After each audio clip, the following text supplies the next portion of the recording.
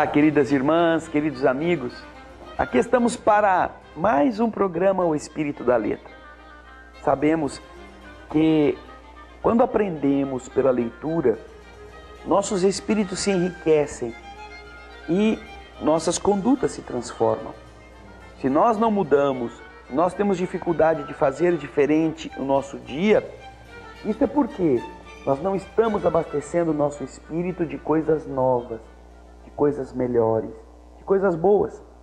Porque todas as vezes que nós o fazemos, nosso impulso é de mudarmos, de fazer diferente. Quando você descobre seu amigo com um carro diferente, com uma rotina diferente, com uma atitude diferente, você tem vontade de fazer a mesma coisa. Ah, o fulano está estudando, voltou para a faculdade. Ai, será? Por que eu também não posso fazer isto? Alimento que você está vendo o outro comer, alimento para o espírito. E o espírito da letra deseja fazer isso.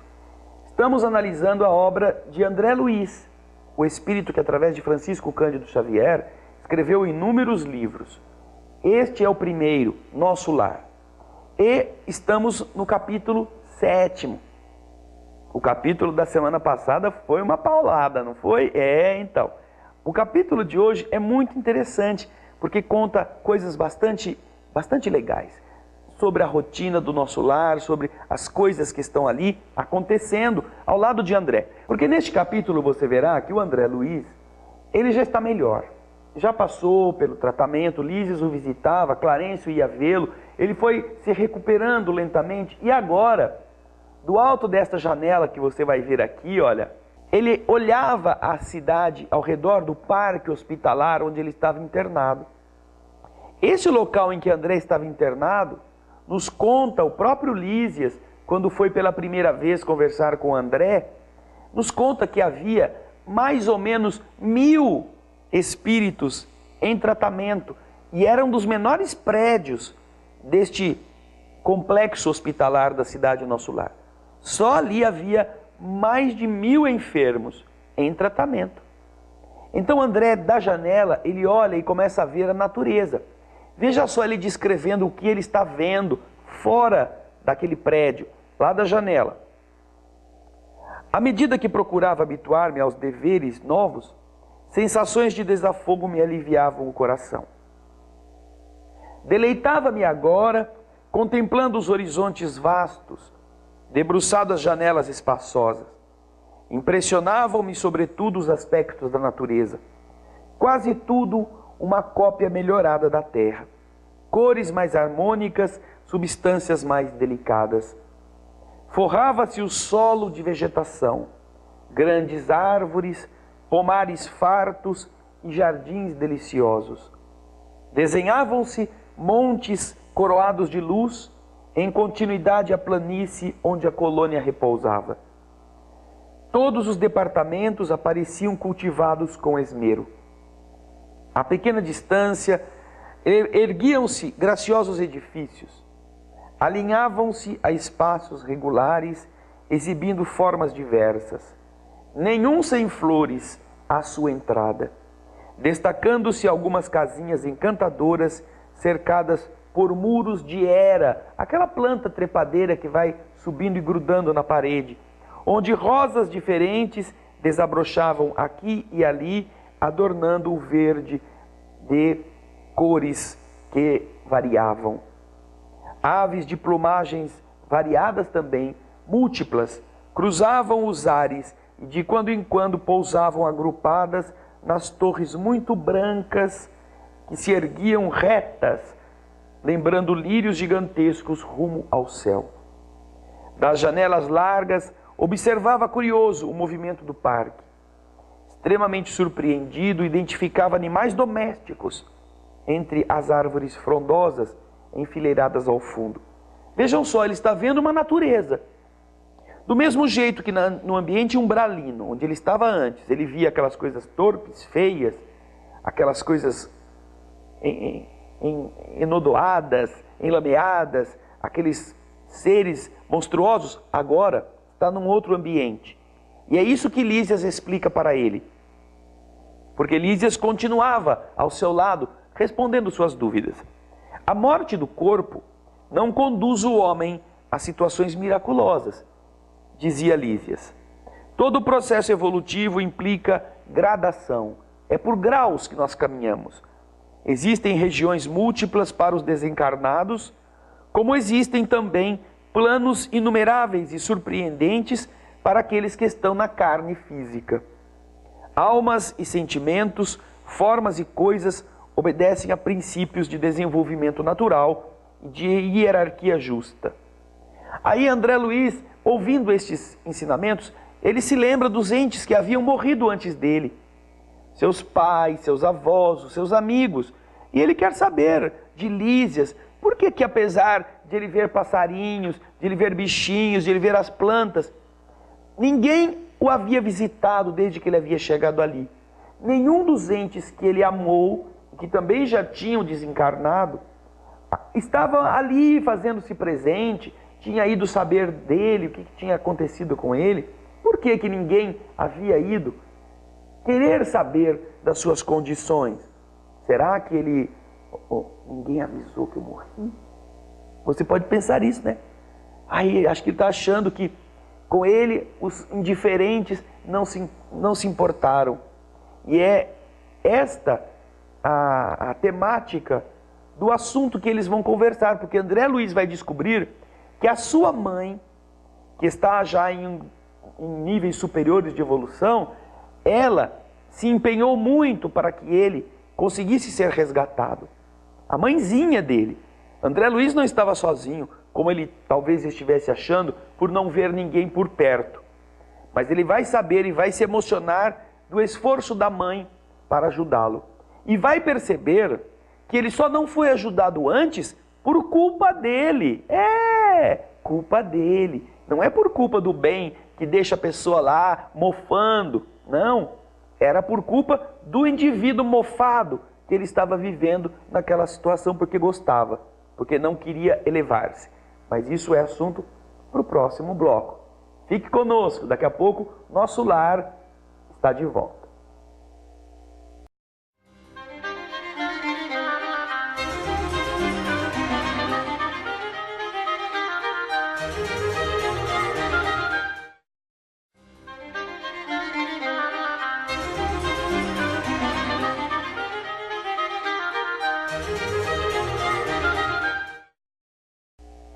Estamos voltando com o livro Nosso Lar, no nosso programa O Espírito da Letra. Nós estamos tratando do capítulo 7º, Explicações de Lísias. E neste capítulo André vai ficar surpreso, porque ele estava se queixando de que não tinha ninguém que tinha ido vê-lo, que ele não tinha recebido ajuda de ninguém, que ninguém sabia que ele tinha morrido. E de verdade o Lísias explica para ele que a realidade era outra. André pergunta para Lísias, veja o texto aí na tela da TV. Por que não me visitam na terra? Eu sempre contei com a abnegação da minha mãe. Minha mãe, entretanto, até agora não deu sinal de vida. Meu pai igualmente. Ele fez esta grande viagem para o outro lado da vida, não é? 3 anos antes do meu trespasse, da minha morte. Meu pai morreu 3 anos antes de mim. Onde é que ele está? Lísias, então, ouvindo, responde para ele. Pois, André, note, sua mãe o tem ajudado dia e noite, desde aquela crise que antecipou a sua vinda. Quando você se acamou para abandonar o corpo terrestre, que ele chama aqui de casulo, duplicou-se o interesse da sua mãe a seu respeito. Talvez você não saiba que a sua permanência nas esferas inferiores durou mais de 8 anos consecutivos. André ficou 8 anos na região escura. A sua mãe, entretanto, jamais desanimou.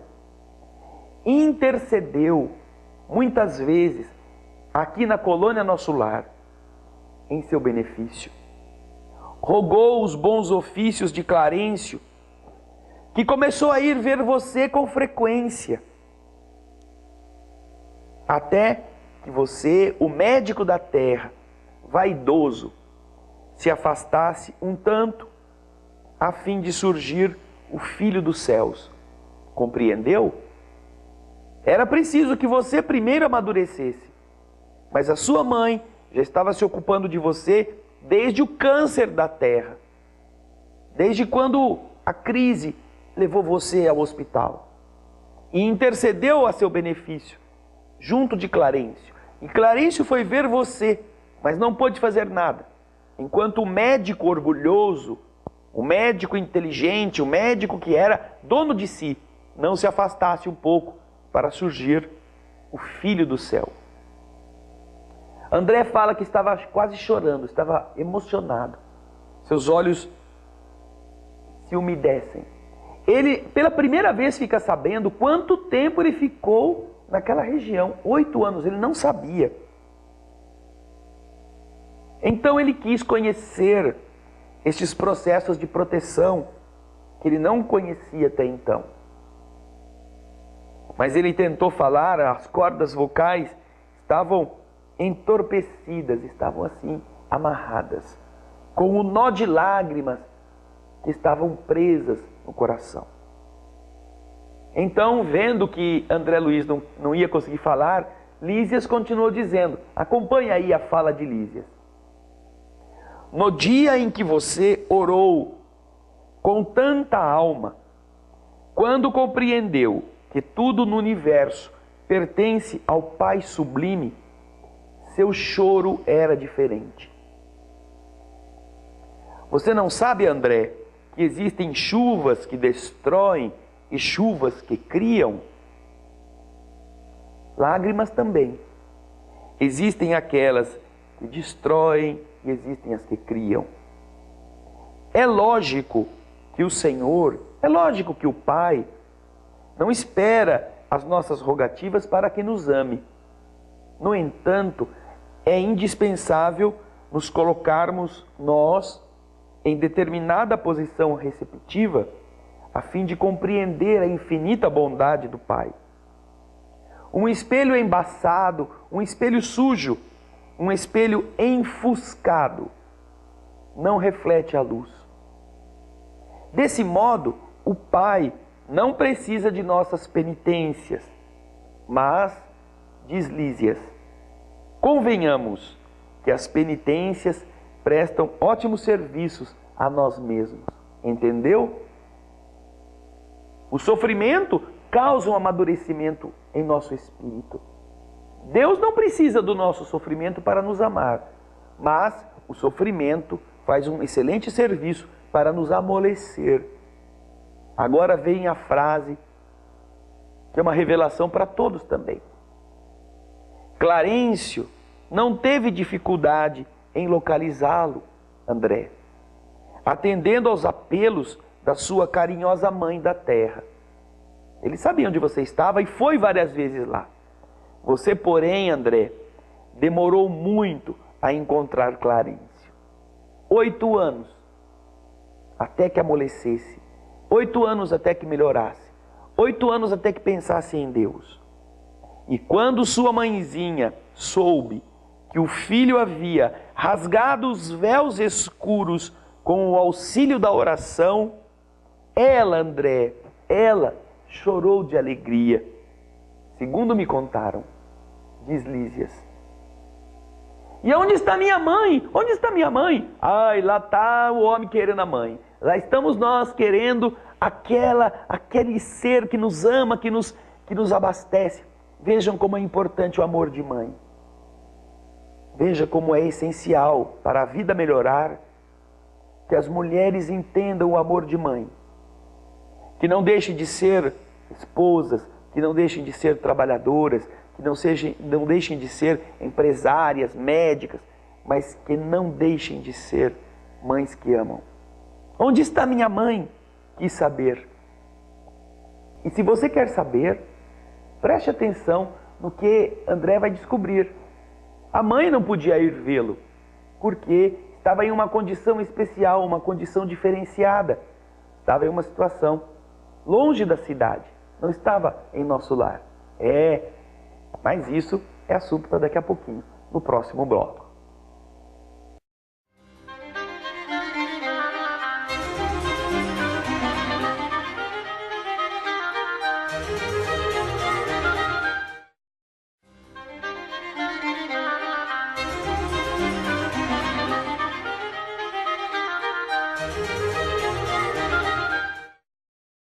Estamos voltando com o capítulo 7, a explicação ou explicações de Lísias, do livro Nosso Lar.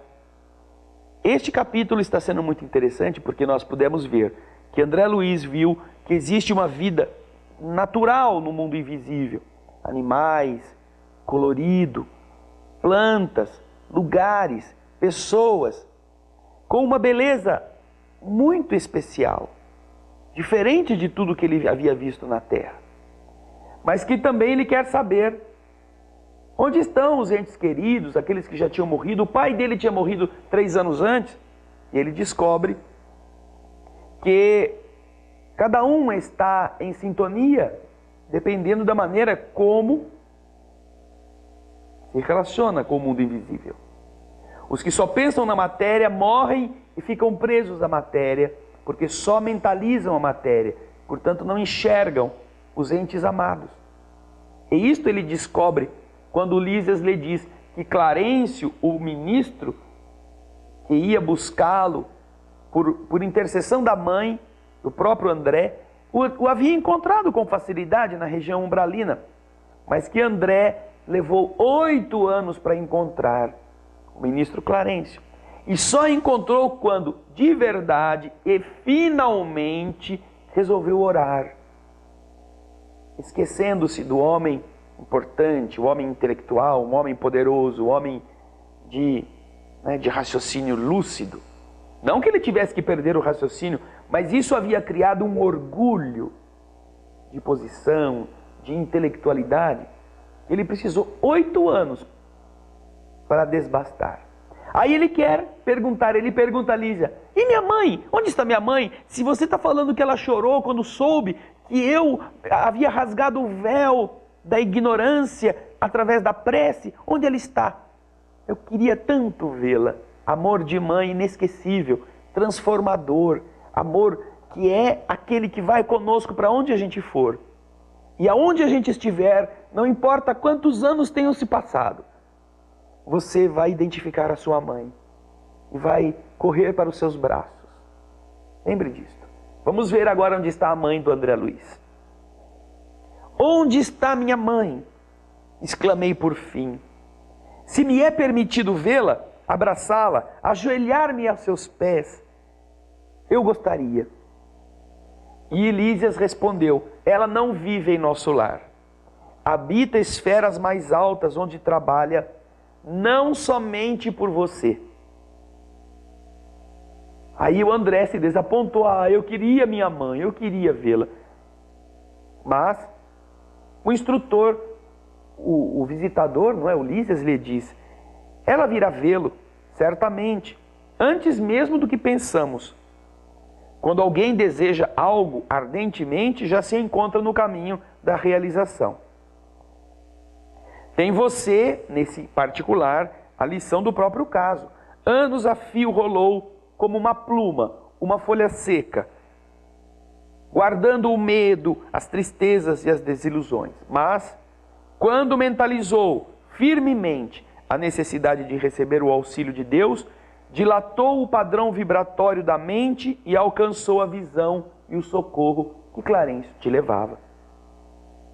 Então, diz André, como uma criança que descobre a regra do jogo.